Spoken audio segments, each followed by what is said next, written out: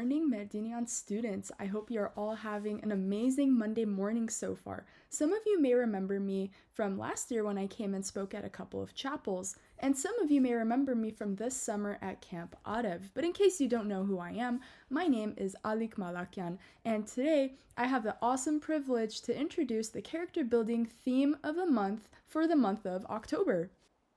Our main topic is respect, and the theme verse that we will be using is from 1 Peter 2:17.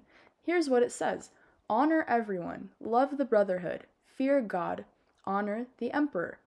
Why don't we do a quick breakdown of the 4 things that this verse is saying, but let's start with the person who is writing it.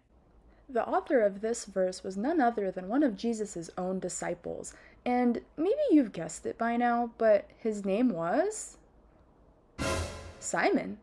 Wait, what? I thought his name is supposed to be Peter. Well, see, his name was Simon, but as he was spending time with Jesus, Jesus told him, "You will no longer be called Simon, but your new name will be Peter."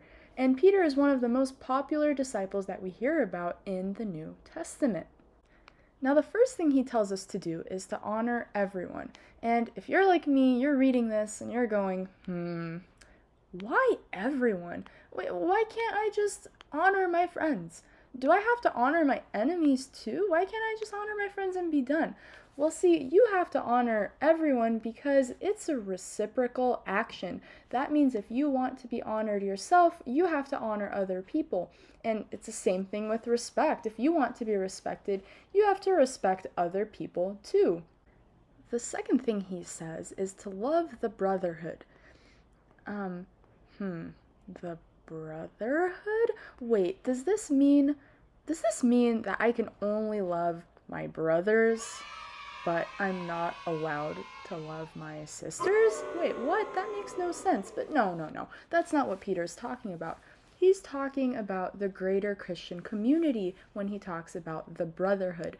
And this can include everyone in your life, including people in your classroom here at Merdinian, at your church, in your family, your friends. It includes all of those people.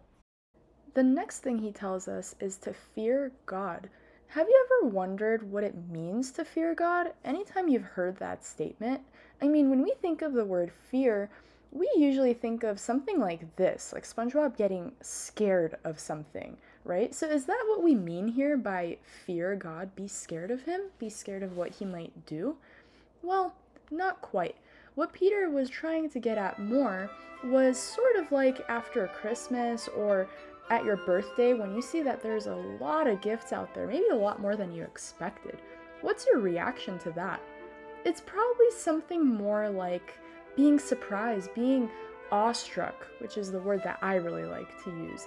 So when you see all of that, it's more like, oh my goodness, wow, God, you are amazing.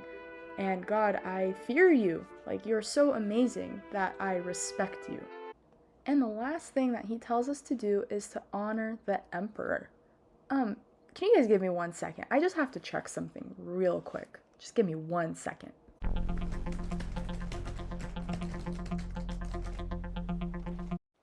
Just making sure.